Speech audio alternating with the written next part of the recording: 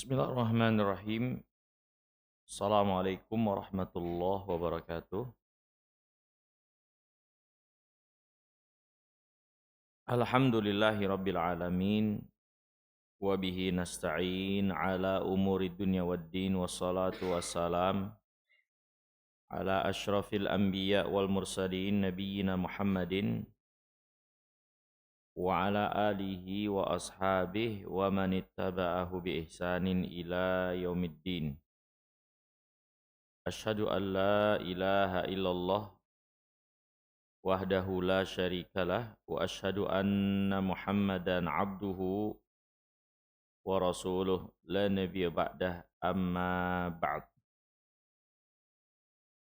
Hadirin yang dirahmati dan dimuliakan oleh Allah Subhanahu wa taala.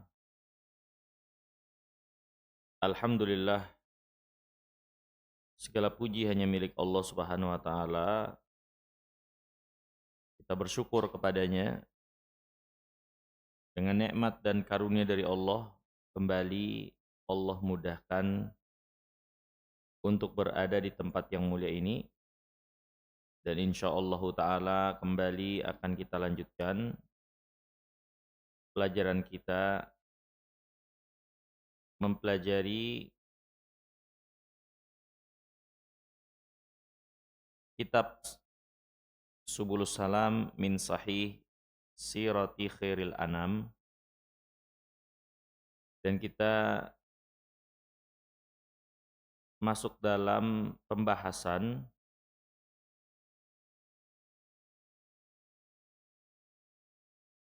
pengkhianatan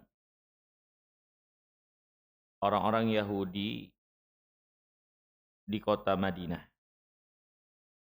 Jadi hadirin yang dimuliakan Allah, setelah Nabi SAW sampai di kota Madinah dalam hijrahnya bersama para sahabat, beliau membangun masjid, beliau mempersaudarakan di antara kaum muslimin satu dengan yang lainnya. Dan telah kita singgung di bagian sebelumnya, di mana di kota Madinah itu orang Yahudi sudah ada di sana. Dulu orang Yahudi menetap di kota Madinah. Ya. Ada dua suku besar di kota Madinah dari orang-orang Yahudi, di mana mereka sudah terlebih dahulu datang menetap bahkan sebelum kaum muslimin hijrah. Orang Yahudi ini punya alasan mengapa mereka menetapi kota Madinah. Alasan utama mereka adalah ilmu yang mereka miliki, keterangan bahwasannya seorang nabi dan rasul akan muncul dari kota Madinah. Ya. Dan mereka mengharapkan nabi dan rasul itu muncul dari keturunan mereka. Ya, dari keturunan mereka, dari kabilah mereka. Karena umumnya memang nabi dan rasul setelah Ibrahim adalah anak keturunan Bani Israel. Israel itu nama lain dari Nabi Allah Yakub. Ya, Yakub anaknya Nabi Allah Ishak. Ishak anaknya Nabi Allah Ibrahim. Nah, mereka berharap Nabi dan Rasul terakhir ini Allah Subhanahu wa taala munculkan dari keturunan mereka, Bani Israel. Ya. Hingga mereka menetaplah di kota Madinah menunggu kemunculan Nabi tersebut yang mereka harapkan dari dari mereka sendiri. Ternyata Allah berkehendak lain. orang yang Allah angkat sebagai nabi dan rasul tetap keturunan Ibrahim, akan tetapi melalui jalur Nabi Allah Ismail. Ya. Anak Ibrahim Ismail yang dahulu Nabi Ibrahim menempatkan di kota Mekah bersama ibunya. Ya. Nah, di antara keturunan Ismail itu ya Nabi kita Muhammad alaihissalam diangkat menjadi nabi dan rasul terakhir. Sampai berita kemunculan beliau, sampai akhirnya beliau hijrah ke kota Madinah. Nah, orang Yahudi sebetulnya nggak bisa mengelak kenabian kerasulan Muhammad alaihissalam. Karena kalau dikatakan berita yang mereka dapatkan kemunculan Nabi dari kota Madinah, maka Muhammad alaihissalam benar naiknya ke permukaan apa yang beliau bawa semenjak beliau di kota Madinah. Di kota Mekah beliau dan pengikutnya kaum muslimin diintimidasi sehingga nggak bisa menampakkan, mengamalkan agama itu dengan sebagaimana mestinya. Tapi di kota Madinah Rasulullah SAW lebih leluasa. Keadaannya memungkinkan untuk membangun kekuatan dan mulai tampak diperhitungkanlah kaum muslimin oleh orang-orang Arab, bahkan oleh negara-negara atau kerajaan adidaya pada zamannya ketika itu. Dan itu ketika kaum muslimin sudah berada di kota Madinah. Jadi khabar yang mereka ketahui tentang kemunculan Nabi, naiknya ke permukaan itu dari kota Madinah enggak salah. Hanya saja yang mereka salah prediksikan harapan mereka. Yang mereka inginkan Nabi itu dari golongan mereka orang Yahudi, tapi Allah berkehendak lain. Ya. Nabi itu Allah angkat dari keturunan Nabi Ismail. Nah, ini jadi masalah buat mereka. Ya. Muncul dari hati mereka hasad, tidak suka, benci terhadap mereka yang Allah anugerahkan lebih dari keimanan ini, yaitu Nabi kita Muhammad SAW dan juga orang beriman. Mereka hasad kepada orang beriman. Mereka enggak suka nikmat Allah lebihkan kepada Nabi Muhammad SAW. Karena Nabi Muhammad yang Allah angkat sebagai Rasul yang terakhir itu, dan orang beriman yang pastinya mendahului mereka Yahudi dalam iman. Ini enggak mereka suka.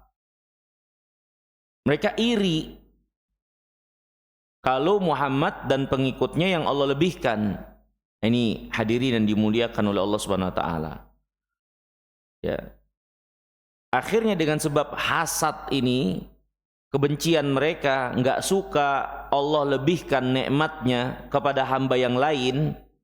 Karena hasad mereka ini sebab besar mereka tidak beriman kepada Nabi yang mulia alaihissalam.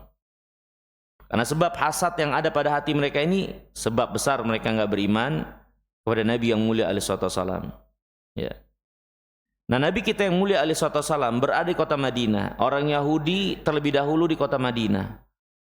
Maka agama ini agama yang datang dengan perdamaian, keselamatan, keamanan.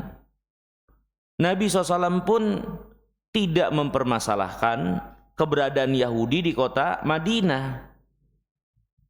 Mereka telah lebih dulu ada di kota Madinah.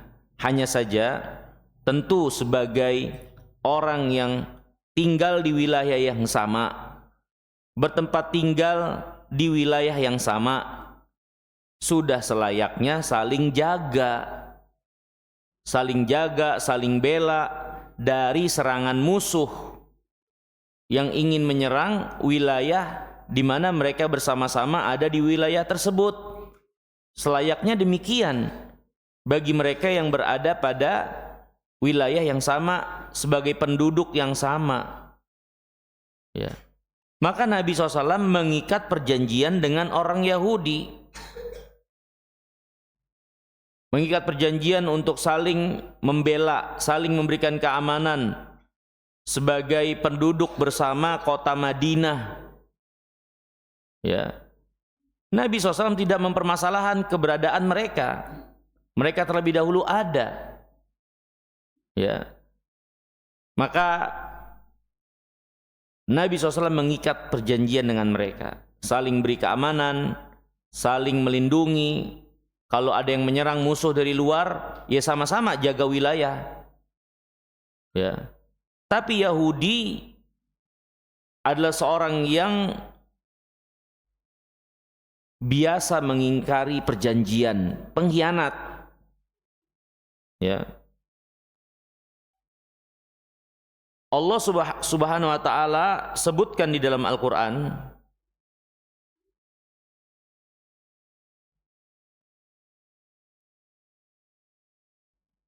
di antara kebiasaan orang-orang Yahudi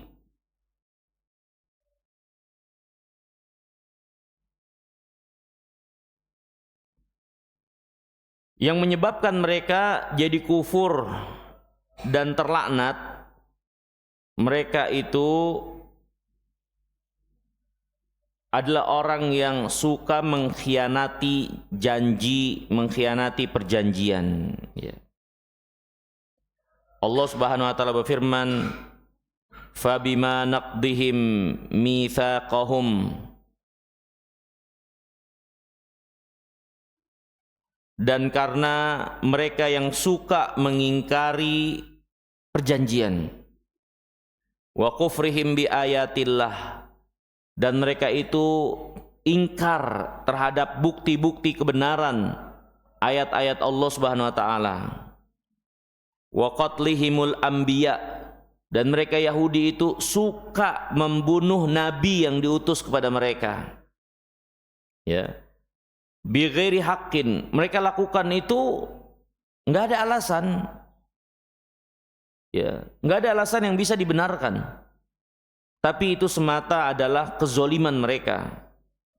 Wa qaulihim qulubuna gulf, dan perkataan mereka sendiri yang membenamkan diri mereka dengan perkataan hati kami sudah tertutup dengan tumpukan penutup sehingga enggak mungkin beriman. Maka dengan sebab itu kata Allah, bal taba'allahu 'alaiha bikufrihim. Ya. Bahkan Allah tutup hati mereka dengan sebab kekafiran tersebut, fala yu'minuna illa qalila, dan mereka tidak beriman kecuali sedikit dari mereka, Inilah Yahudi yang Allah jelaskan dalam Al-Quran. Ya. Mereka adalah kaum yang biasa dengan pengkhianatan, biasa dengan ingkar terhadap perjanjian yang telah disepakati. Ini Yahudi. Makanya mengikat perjanjian dengan Yahudi, ini adalah suatu yang benar-benar harus sangat penuh kewaspadaan. Allah yang menjelaskan di dalam Al-Quran, dan Allah paling tahu tentang mereka. Mereka itu adalah kaum pengkhianat. Ya. Kaum yang licik. Apa yang mereka tampakkan dengan apa yang mereka sembunyikan bisa jadi sangat-sangat jauh berbeda. Ya. Yahudi itu kaum yang licik. Ya. Ini hadirin yang dimuliakan oleh Allah Subhanahu wa taala. Nah, penulis rahimahullah menjelaskan di sini beberapa poin terkait pengkhianatan Yahudi ini, kecurangan dan pengkhianatan mereka. Penulis menjelaskan yang pertama tentang agama Islam ini adalah agama kedamaian yang membawa perdamaian, menginginkan perdamaian, bukan agama yang ingin merusak. Ya. Kemudian penulis juga menjelaskan tentang kaum muslimin yang diajarkan untuk menepati janji, menepati perjanjian. Ya. Karena itu bagian daripada pokok dasar agamanya, ia mengajarkan perdamaian. Kemudian penulis juga menjelaskan di sini tentang sikap orang-orang Yahudi terhadap Rasulullah SAW sesampainya di kota Madinah. Sebagiannya sudah disebutkan. Bagaimana mereka benar-benar mengingkari kebenaran, padahal kebenaran dan buktinya di depan mata mereka. Kisah Abdullah bin Salam yang pernah kita lewati menjadi bukti akan hal itu semua. Ya, Abdullah bin Salam ulamanya Yahudi yang dielu-elukan, yang dipuji, tapi ketika beriman di saat itu juga langsung mereka berbalik 180 derajat, mencaci maki, mencela dan menghina. Padahal belum lama mereka menyanjung-nyanjung Abdullah bin Salam. Ya. Maka Yahudi memiliki dan menunjukkan sikap yang sangat buruk ya, terhadap kebenaran itu. Ya. Kemudian pembahasan yang ketiga, penjelasan bagaimana Rasulullah SAW memperlakukan orang-orang Yahudi, berinteraksi dengan mereka. Ini juga dijelaskan oleh penulis. Ya. Kemudian poin yang keempat, barulah penulis menjelaskan inilah Yahudi, kaum yang penuh dengan kecurangan dan pengkhianatan. Dan beliau menjelaskan sejumlah dalil yang menunjukkan akan hal ini. Yang pertama, hadirin yang dimuliakan Allah, penulis menjelaskan tentang agama Islam, agama yang menjunjung tinggi perdamaian, keamanan. Ya, bahkan hadirin pernah kita singgung, ya, iman itu asal katanya sama dengan aman. Itu alif, mim dan nun. Iman, aman, ya. Ya, aman itu bahasa Arab. Sama dengan iman. Ya. Nah, ketika Allah menjadikan kata iman bagian dari sebutan, bahkan penamaan tentang agamanya, maka ini diantara dalil bahwasannya agama Islam ini agama yang menjunjung tinggi keamanan. Ya. Ketika Allah menamakan agama ini agama Islam yang berasal dari kata salam atau salamah, keselamatan, maka ini dalil kalau agama ini menjunjung tinggi yang namanya keselamatan. Ya. Nah, ini al-amnu wal iman, ya, keamanan dan keimanan kata para ulama qarinan, dua perkara yang selalu berdampingan. Tidak ada salah satunya, tidak ada yang lain. Yang namanya kedamaian, keamanan akan terrealisasi kalau iman itu terrealisasi di masyarakat. Kalau iman berkurang, apalagi sampai tidak ada, maka pasti tidak ada yang namanya kedamaian, keamanan, itu pasti akan goncang. Makanya kita dapatkan negeri orang-orang yang banyak tidak beriman, itu orang kafirin, adalah negeri yang paling goncang dalam kehidupan pribadi dan masyarakat mereka, dan paling rentan serta jelas keresahan dan ketidakamanan di tengah-tengah mereka. Ya, kita zaman terbuka. Kalau zaman dulu belum ada internet itu, selalu digambarkan orang kafir itu negerinya aman, sentosa, warganya tertib, disiplin dan lain-lain. Ya, itu semua propaganda. Realita kenyataannya, kejahatan di negeri orang-orang kafirin itu lebih jelek, lebih buruk, ya, lebih masif ketimbang apa yang terjadi di negeri kaum muslimin. Kaum muslimin ada kejahatannya, tapi tidak sebobrok dan sejelek apa yang ada pada orang kafirin dari lingkungan masyarakat serta pribadi mereka. Dan ini real, nyata. Bahkan di tempat yang katanya sebagai rujukan pengadilan dunia, ya, itu tingkat kejahatannya besar. Ya. Kekacauan pribadi masyarakatnya itu besar. Psikologi mereka dan juga keamanan serta kegelisahan mereka dalam hidup besar. Ya. Kenapa? Ya karena nggak beriman. Iman dan aman itu adalah dua perkara yang beriringan. Kuat dan beredar di masyarakat dengan baik, masyarakat beriman dengan benar, pasti tempat tersebut, wilayah tersebut sangat aman. Ya. Tapi kalau keimanan menurun, berkurang sampai tidak ada, maka ini akan mengurangi tingkat keamanan. Ini suatu kepastian. Ini sunnatullah. Nabi yang mulia alaihi wasallam bersabda, "Il mu'min man aminahun nas min lisanihi wa yadihi." Orang beriman adalah seorang yang manusia lainnya itu merasa aman, ya, merasa aman pada harta, ya, dan juga pada nyawanya ketika membersamai orang beriman. Man aminahun nas ala amwalihim, ya. Orang yang manusia itu merasa aman pada harta dan darah mereka ketika bersama dengan orang beriman. Hadirin yang dimuliakan Allah, perhatikan.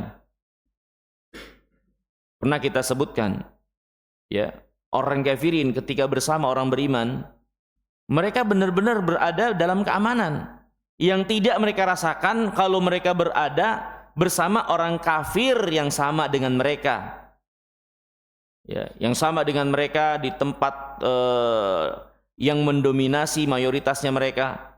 Ketika mereka bersama dengan yang mayoritasnya orang Islam, mereka akan merasakan keamanan yang berlebih. Ya, ini kenyataan. Ini kenyataan, hanya saja ditutup-tutupi oleh media dulu, tapi sekarang kita bisa buktikan. Ya, kita bisa buktikan, kita bisa cari bagaimana keadaan sesungguhnya yang ada di negeri orang kafirin. Sudah banyak pengakuan yang menjelaskan negeri orang kafir itu begini. Ya, bagaimana negerinya itu kotor, bau, banyak kejahatan, orang yang mabuk di tengah jalan, ya, orang yang melakukan hubungan biologis di tengah jalan tanpa malu, ya, copetnya banyak, ya. Kalau Bapak tahu, ya, Eropa tuh kayak model Italia, ya kan? Oh, kelihatannya orangnya ganteng-ganteng, banyak copetnya. Banyak copetnya. Kelihatannya orangnya yang laki ganteng-ganteng, yang perempuan cakep-cakep, copetnya banyak. Ya. Kita kan nggak tahu kita. Karena tertutup media. Ya, tapi dengan keterbukaan zaman terbuka semua. Ya. Biar bagaimana di negeri kaum muslimin aman. Ya, bukan berarti nggak ada kejahatan, ada. Ya, tapi tidak sebesar apa yang ada di negeri orang kafirin. Walhal, hadirin yang dimuliakan Allah, ini agama kita. Agama keamanan, menjunjung tinggi perdamaian. Ya. Nabi yang mulia alaihi salatu wassalam, ya, di awal-awal masuk kota Madinah, ya ayuhan nas afsus salam, wahai manusia, sebarkan salam, atimut ta'am, beri makan orang-orang yang susah. Nah, ini kedamaian. Orang-orang yang kurang itu dicukupi oleh orang-orang yang lebih, sehingga terjadi keseimbangan, sehingga terjadi kesepahaman, sehingga nggak ada buruk sangka satu dengan yang lainnya, sehingga meredam niat-niat jahat dari orang-orang yang kekurangan itu, di mana di antara thariqah syaitan mendorong seorang berbuat jahat, ya kebutuhan, ya, beri makan, ya, Kemudian kata Nabi SAW, wasilul arham, sambung hubungan rahim, menyambung persaudaraan, orang-orang yang memiliki hubungan kekerabatan. Semakin ini kuat, terikat, maka semakin kuat keadaan masyarakat. Kemudian wasallu billaili wan nasu niyam, salatlah di waktu malam. Ya. Kalau kalian lakukan itu semua, tadkhulul jannata bisalam, kalian akan masuk surga dengan selamat. Ini awal pertama kali yang Nabi SAW ajarkan waktu masuk kota Madinah. Sebagaimana dikatakan oleh Abdullah bin Salam. Pertama kali yang saya dengar dari Nabi SAW, ya ini. Sesampainya beliau ke kota Madinah. Sebarkan salam, ya, beri makan, ya, kemudian sambung hubungan kekeluargaan, sholat malam. Ini semua amalan-amalan yang membawa ketentraman, membawa kedamaian, mengikatkan hubungan di antara masyarakat. Ini agama kita, agama aman. Allah Subhanahu wa taala berfirman dalam surah Al-Anfal ayat 61. Wa in janahu lisilmi fajnah laha wa tawakkal 'ala Allah. Kalau mereka ingin damai, maka ikat perjanjian damai, ya, dan tawakal kepada Allah akan kecurangan-kecurangan, rencana makar jahat mereka di belakang yang kita nggak ketahui. Sudah tawakal sama Allah. Kita lihat mereka cenderung kepada perdamaian atau ingin perjanjian damai, ya udah damai. Ini agama kita. Ini agama kita. Ya. Kemudian hadirin yang dirahmati dan dimuliakan oleh Allah Subhanahu wa taala. Di dalam Al-Qur'an, kaum muslimin juga diperintahkan oleh Allah untuk menjadi pribadi-pribadi yang menepati janji dan meninggalkan akhlak yang tercela, yaitu ingkar janji dan berbuat kecurangan. Allah berfirman, wa aufu bil ahdi innal ahda kana mas'ula. Penuhi janji-janji kalian, karena janji itu akan dimintai pertanggungjawabannya oleh Allah. Ya. Apalagi perjanjian dengan Allah Rabbul Alamin. Ya, suatu ikatan perjanjian untuk kita mengesahkan Allah dalam ibadah, menjadi hamba bagi Allah dengan tunduk dan taat kepadanya. Allah berfirman, wa bi ahdillahi aufu, dan janji dengan Allah penuhilah oleh kalian. Ya. Kemudian hadirin yang dirahmati dan dimuliakan Allah, Nabi yang mulia alaihi wasallam juga bersabda, itmanuli sittan min anfusikum atman lakum jannah. Jaminkan untukku 6 perkara untuk kalian lakukan, aku akan jamin kalian surga. Di antara 6 perkara itu kata Nabi, wa aufu idza wa'adtum, penuhi janji kalian kalau kalian saling mengikat perjanjian. Walhal hadirin yang dimuliakan oleh Allah, banyak dalil yang menunjukkan agama ini mengajarkan kaum muslimin untuk menjadi orang-orang yang berjiwa kesatria, menjunjung tinggi apa yang menjadi kesepakatan dan perjanjian. Terlebih lagi itu terkait kedamaian, untuk dipelihara, dijaga ketertiban serta ketentraman dalam kehidupan atau tempat di mana kaum muslimin bertempat tinggal. Islam mengajarkan kaum muslimin menjaga keamanan. Ya, bahkan keamanan dalam agama kita terhitung sebagai nikmat yang paling besar, di mana nikmat yang lain bisa terganggu kalau keamanan ini Allah cabut dari tengah-tengah manusia. Ya. Aman, nikmat yang paling besar untuk diketahui dan kaum muslimin paham itu, sehingga mereka orang-orang yang sangat menjaga keamanan. Kalau sampai nikmat ini, ya, terganggu akan mengganggu nikmat yang lainnya, sehingga nikmat yang lainnya itu tidak bisa dinikmati. Nabi SAW bersabda, "Man asbaha aminan fi sirbih, mu'afan fi jasadih, indahu qutu yaumih, faqad hizat lahu dunya wa ma fiha."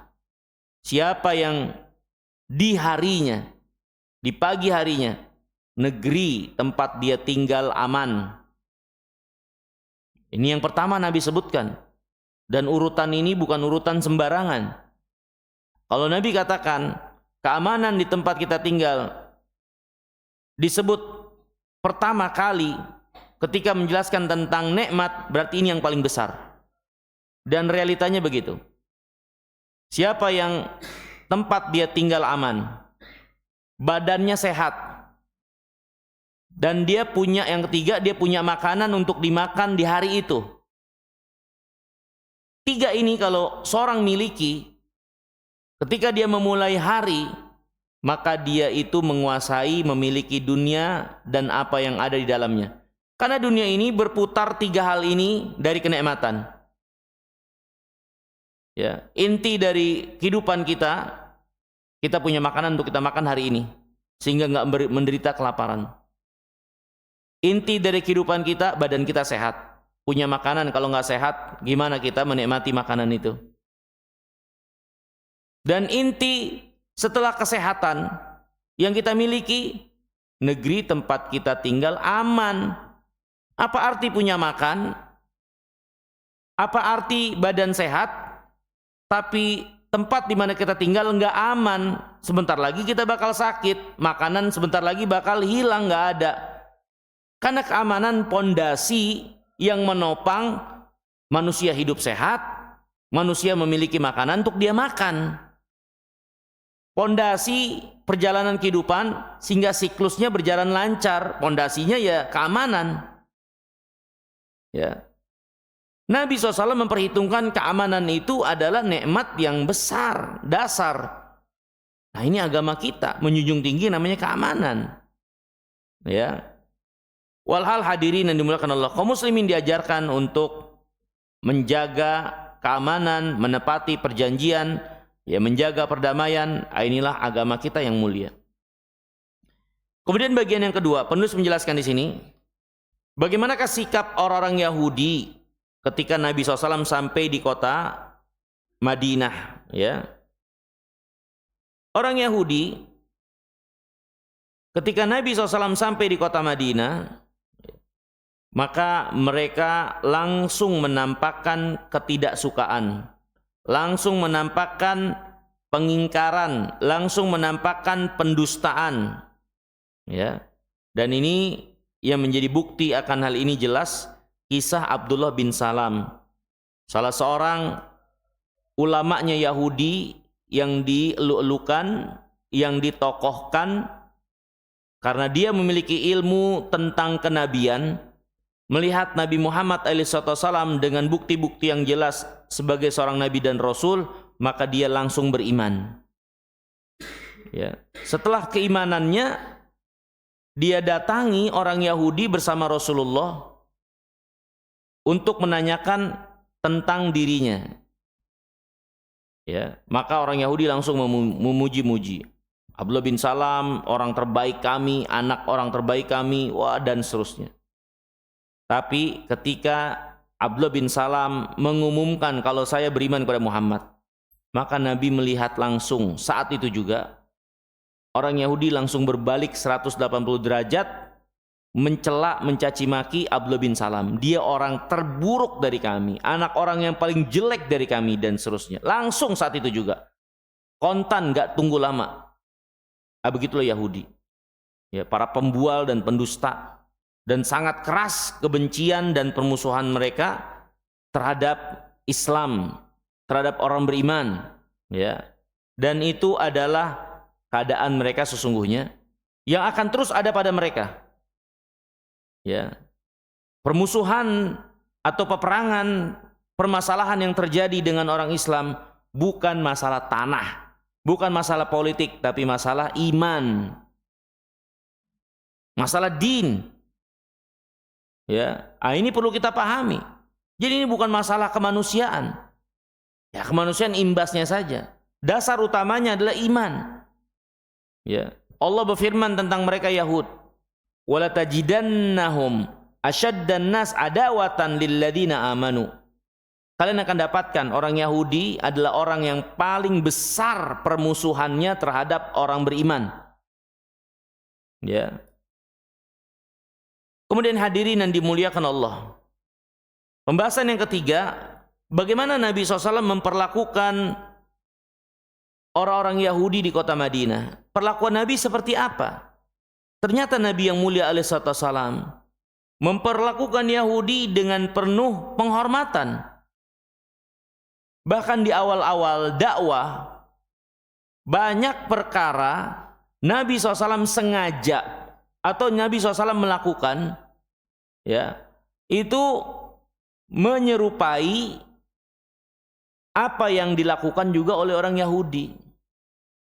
Misal dalam gaya rambut, belah pinggir. Orang Yahudi ketika itu mereka umumnya rambutnya diatur belah pinggir. Maka Nabi SAW ngikutin. Untuk apa? Untuk melunakkan hati mereka. Agar mereka paham, ini Muhammad datang dengan sesuatu yang sudah mereka kenal kebaikannya. Nggak ada alasan untuk nggak diterima. Ya. Nabi SAW di awal dakwah beliau, kemana arah kiblat? Baitul Maqdis, sama Yahudi. Ya, bukan dalam rangka mengikuti atau membenarkan Yahudi dengan kebobrokan mereka dalam agama, tapi untuk melembutkan hati mereka, melunakkan hati mereka, sehingga mereka memahami minat, ingin mengetahui lebih dalam tentang agama Islam ini yang berkesesuaian dengan kebenaran yang mereka sudah tahu ilmunya. Mereka itu kenal Nabi SAW seperti mereka kenal anak mereka sendiri. Ya, seorang orang tua pastinya tahu tanda yang ada di tubuh anaknya. Ya, dengan rinci. Maka begitulah pengenalan Yahudi terhadap Nabi Muhammad SAW. Sangat kenal. Ya. Jadi Nabi yang mulia SAW, ya, melakukan hal-hal atau banyak perkara di awal-awal Islam itu membersamai orang Yahudi untuk melunakkan hati mereka. Ya.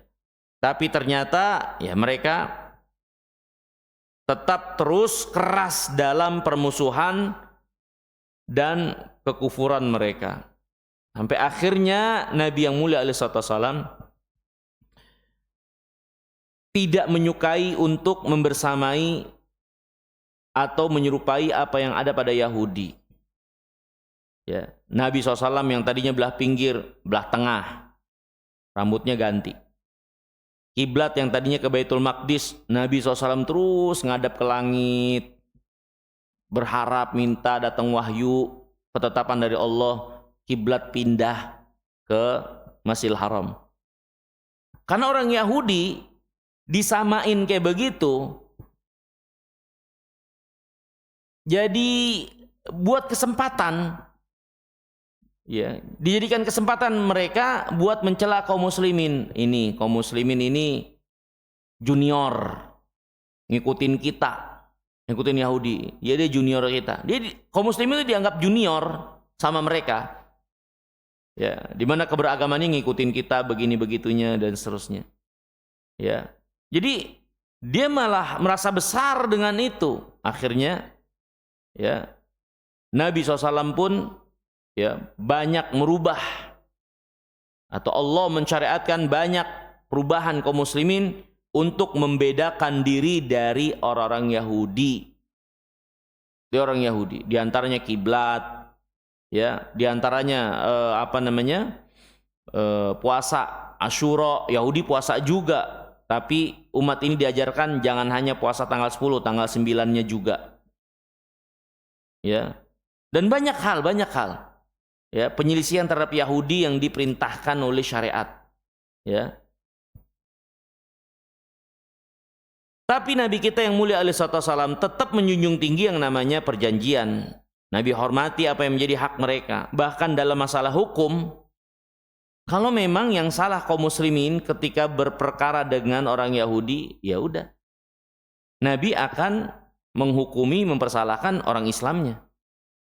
Ya. Nabi bertindak dengan keadilan. Ya. Bahkan orang Yahudi itu tahu kalau Nabi itu akan bertindak adil. Sehingga sebagian mereka lebih suka kalau ada perkara mereka bawa kepada Nabi SAW biar Nabi yang memutuskan. Ya. Dan Nabi kita yang mulia alaihi wasallam ya, mengikat perjanjian dengan mereka, perdamaian dengan mereka untuk saling memberikan keamanan. Dan Rasulullah SAW pun memberikan naungan buat mereka dan melarang kaum muslimin, bahkan mengancam ancaman yang keras. Siapa yang membunuh orang kafir yang terikat perjanjian damai, diberikan suaka keamanan, dia nggak akan mencium bau surga. Jadi kaum muslimin terlarang menumpahkan darah orang kafirin yang hidup bersama mereka, ya, yang berada di tempat di mana mereka berada, di mana orang kafir itu terikat untuk saling memberikan keamanan. Kaum muslimin dilarang, bahkan terancam nggak mencium bau surga, yang menunjukkan itu dosa yang sangat besar dan bukan suatu yang ringan. Ya. Kemudian hadirin yang dirahmati dan dimuliakan Allah, Nabi kita yang mulia alaihi salatu wassalam pun ya bermuamalah dengan Yahudi sebagai muamalah duniawiyah, bertukar maslahat manfaat. Nabi menggadaikan baju besinya untuk suatu kebutuhan makanan, beliau makan dengan keluarganya. Ya. Ini bermuamalah dengan Yahud. Bahkan diberi hadiah makanan dari Yahudi, Nabi terima. Ya. Nabi pernah diberi hadiah daging kambing yang memang dihalalkan oleh Allah, sembelihan ahlul kitab. Nabi makan.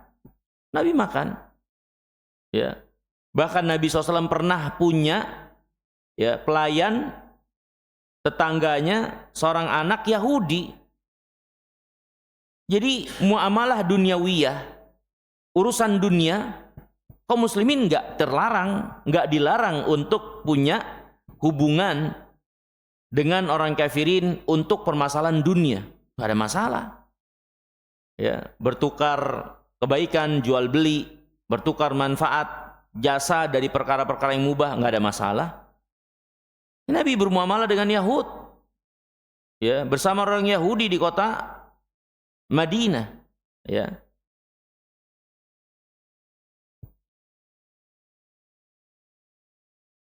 Akan tetapi tentunya Nabi kita yang mulia alaihi wasallam juga tidak meninggalkan apa yang Allah perintahkan untuk menyeru, mengajak ahlul kitab masuk dalam Islam. Ya. Al-Quran banyak ayat yang menjelaskan dan perintahkan kepada Nabi SAW mengajak Yahudi ini untuk masuk ke dalam Islam, menyadarkan apa yang sudah mereka ketahui ilmunya untuk mereka ikuti. Karena Yahudi masalah besar mereka punya ilmu tidak diamalkan, masalah besar mereka itu. Ilmunya ada tapi amalnya kontradiktif dengan ilmunya. Ini ilmu pengetahuan tentang agama, tentang kebenaran. Ini masalah utama Yahudi. Ya. Kemudian hadirin yang dirahmati dan dimuliakan oleh Allah Subhanahu Wa Taala. Adapun sebaliknya orang Yahudi, gimana sikap mereka? Mereka jelas, terus bertahan pada kekufuran mereka, pengingkaran mereka, ya, bahkan hasad mereka semakin besar melihat kaum muslimin dan kebaikan yang ada pada kaum muslimin. Mereka di balik layar berusaha merencanakan rencana jahat, makar kepada kaum muslimin. Bahkan satu serangan dari orang musyrikin Makkah pernah menyerang kota Madinah, menggabungkan seluruh kabilah Arab musyrik untuk menyerang kota Madinah. Yang jadi sebab yang membocorkan dan mengkhianati ya Yahudi. Ketika kaum muslimin berjuang mempertahankan kota Madinah yang harusnya mereka ikut bersama berjuang, Mereka malah berusaha nyerang wanita dan anak-anak. Kaum muslimin ini sedang berperang menghadapi musuh di medan perang. Ini perang Ahzab.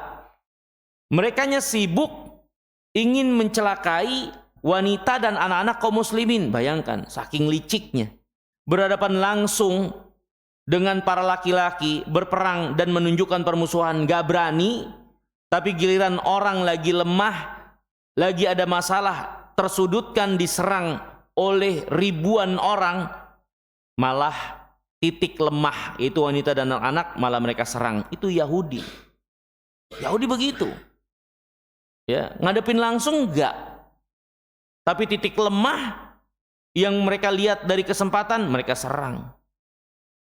Ya, ngebantu enggak, padahal mereka terikat perjanjian untuk saling bantu. Bahkan mereka yang membocorkan rahasia Nabi SAW, mereka mengkhianati Nabi SAW sehingga orang musyrikin menyerang Nabi yang mulia alaihissalam. Yahudi. Tapi Nabi SAW lihat, kalau mereka biasa-biasa saja, ya biasa. Mereka bermuamalah ya dalam kehidupan kesehari-harian. Nabi menggadaikan baju besinya. Nabi menerima hadiah dari mereka. Sebagian mereka datang kepada Nabi SAW menanyakan masalah. Nabi jawab. Biasa aja, normal. Sebagai manusia. Untuk urusan duniawiyah. Ya. Tapi Yahudi terus keras kepala bertahan dengan kekufuran mereka. Ya, dan bahkan mereka merencanakan rencana jahat di balik layar, ya. Dan Allah Subhanahu wa taala akhirnya dalam Al-Qur'an juga mengingatkan kaum muslimin berhati-hati dari pergerakan tindak tanduk ahlul kitab, khususnya Yahudi. Allah ingatkan kaum muslimin jangan jadikan mereka sebagai teman dekat. Jangan jadikan mereka sebagai mitra dekat. Mereka orang yang nggak pernah ingin kebaikan buat Islam dan kaum muslimin. Ya, turun banyak ayat tentang hal ini.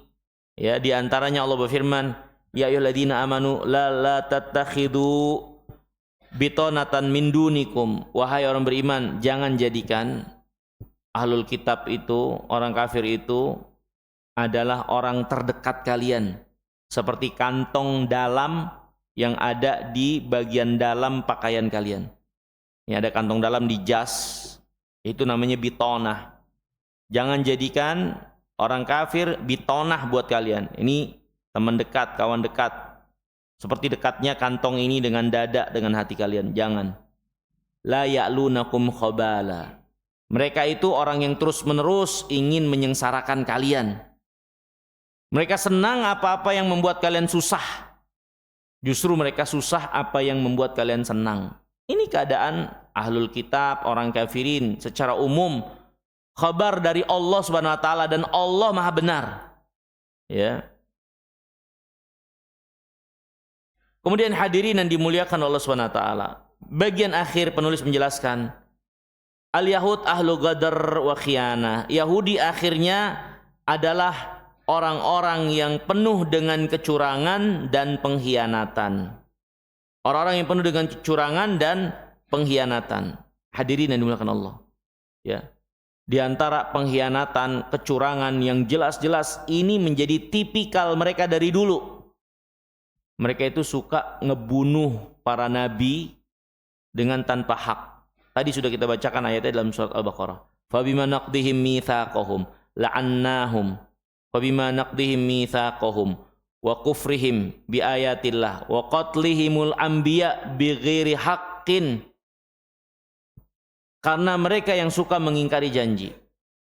Mereka mengingkari ayat-ayat Allah dan mereka suka membunuh para nabi. Bayangkan. Jadi kalau mereka menyepelekan nyawa manusia umum, wajar. Nyawa seorang nabi aja nggak berharga di mata mereka. Ya, nyawa nabi nggak berharga di mata mereka.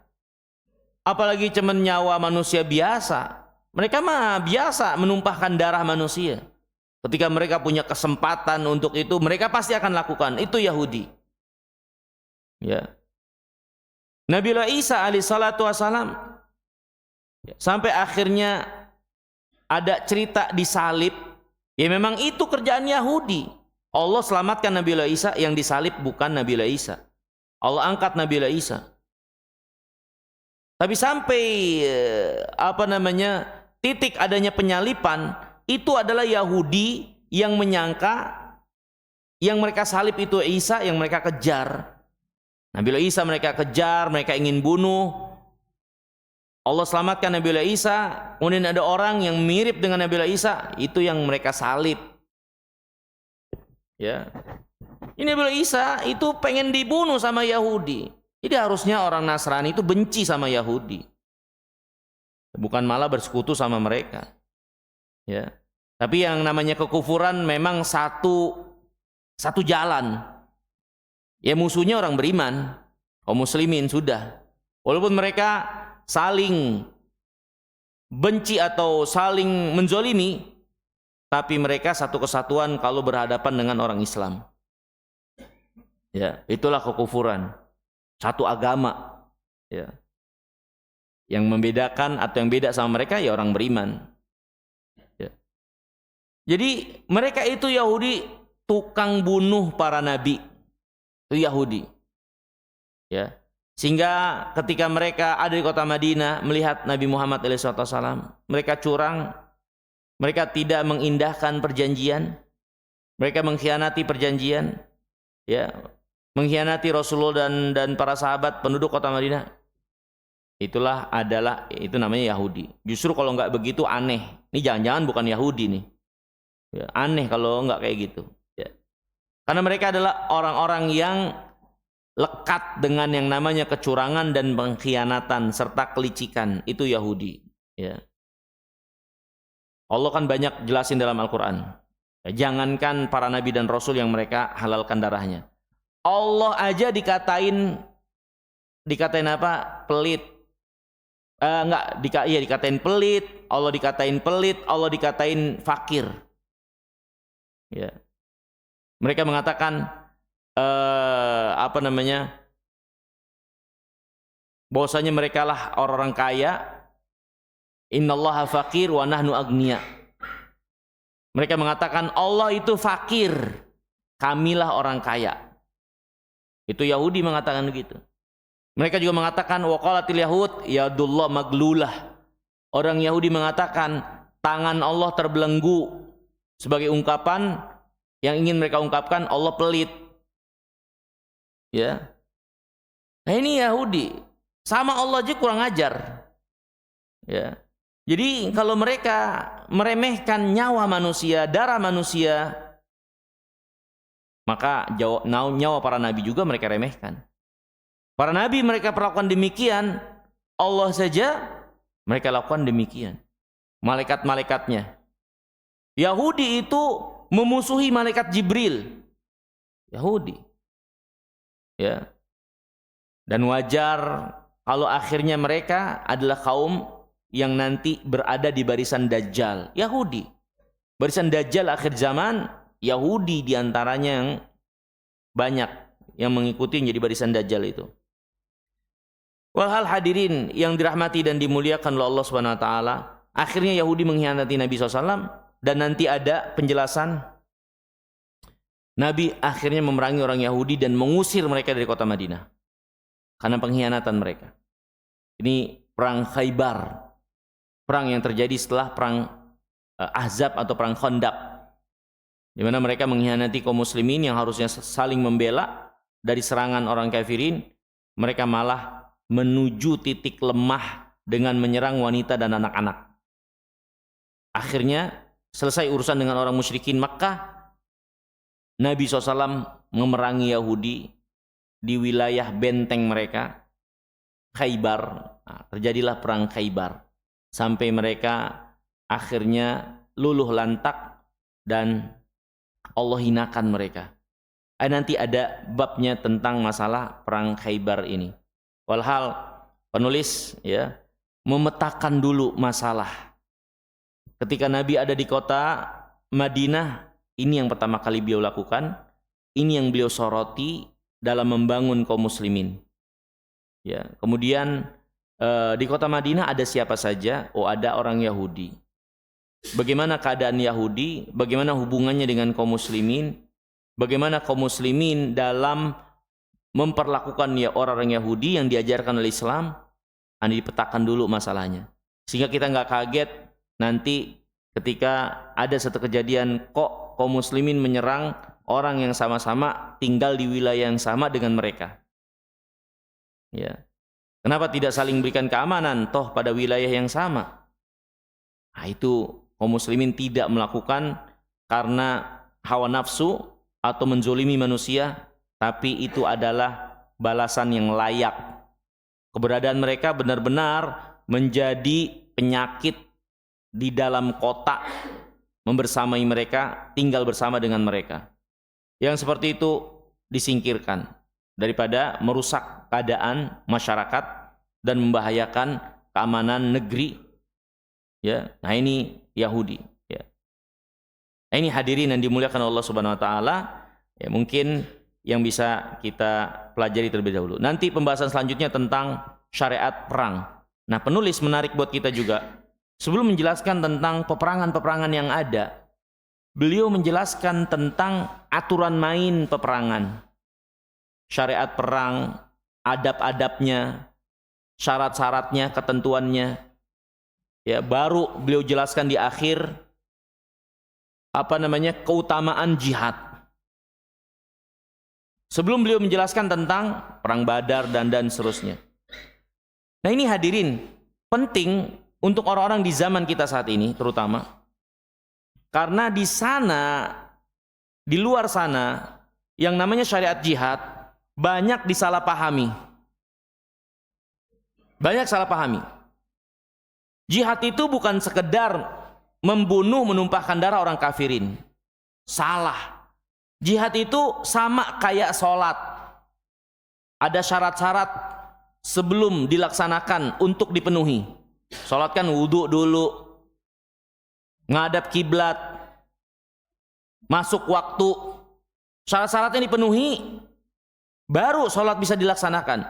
Jihad pun demikian, ada syarat-syarat yang harus dipenuhi, ada rukunnya, ada adabnya.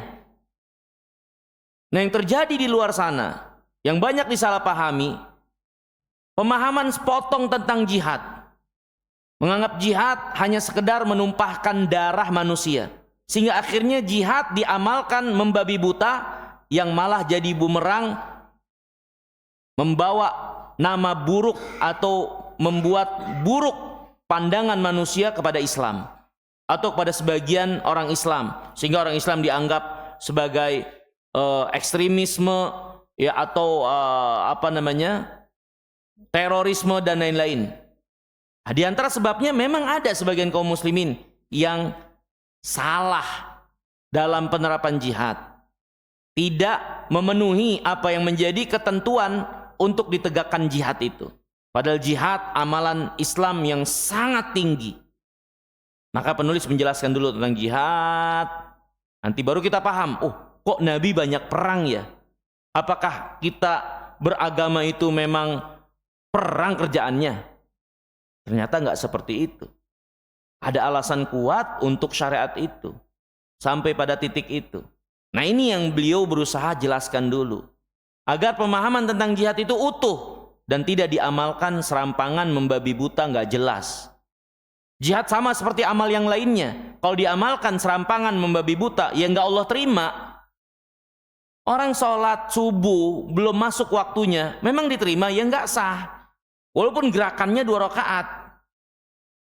Begitu juga sholat zuhur. Orang sholat zuhur nggak wudhu, nggak ada udzur untuk nggak wudhu, ya nggak sah sholatnya. Karena wudhu dulu baru bisa sholat. Sama jihad juga begitu. Syaratnya ini harus terpenuhi, baru itu bisa dilaksanakan. Kalau nggak melaksanakannya, itu adalah suatu tindakan yang terburu-buru, tergesa-gesa, yang pastinya membabi buta, nggak jelas, di luar aturan syariat. Akhirnya keburukannya lebih banyak daripada kebaikannya. Nah, ini insya Allah ya kita akan membahas tentang syariat jihad dan ketentuan-ketentuannya sebelum nanti masuk lagi ke penjelasan kejadian yang Nabi SAW alami dari peperangan-peperangan itu.